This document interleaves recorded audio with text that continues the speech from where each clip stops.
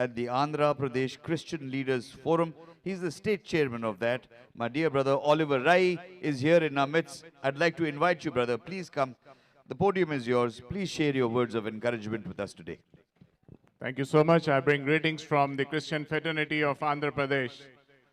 As we share so many thoughts and express our concerns, I would like to share some points which I think the leadership and the government should also be looking at, especially when we talk about anti-conversion laws. First of all, is there no difference between practicing a religion, propagating a religion, and then converting into a religion? These days, anti-conversion laws are being so used to merely book somebody just because they attend a prayer meeting. So is practicing Christianity equivalent to converting people? Is just attending prayer equivalent to converting people? What is conversion? Who defines what conversion is? And when will they do it? And I think it's high time that we demand that conversion is not just an act of attending a prayer, or conducting a prayer, but it is an act of faith that a person goes through and gets a transformation into.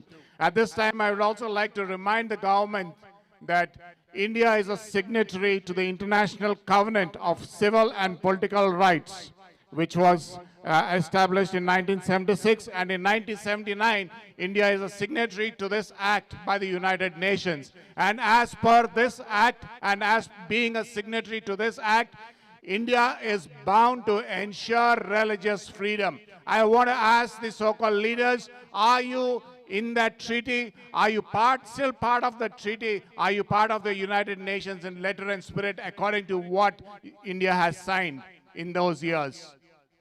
Also, at this time, I would like to encourage the Christian leadership about the importance of Gen Z.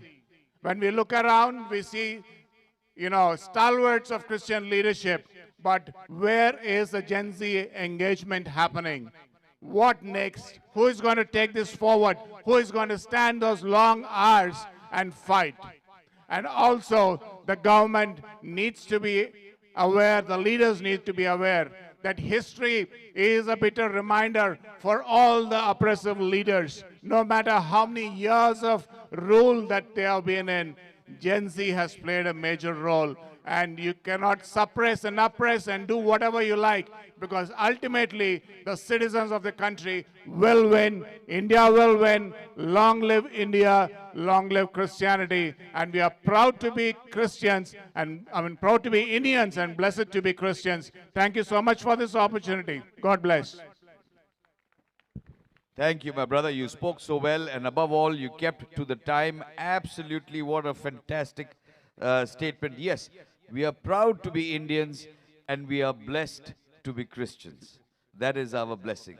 We are a proud 1.4 billion people, but blessed is only 2.3, that the Lord Jesus Christ has chosen us.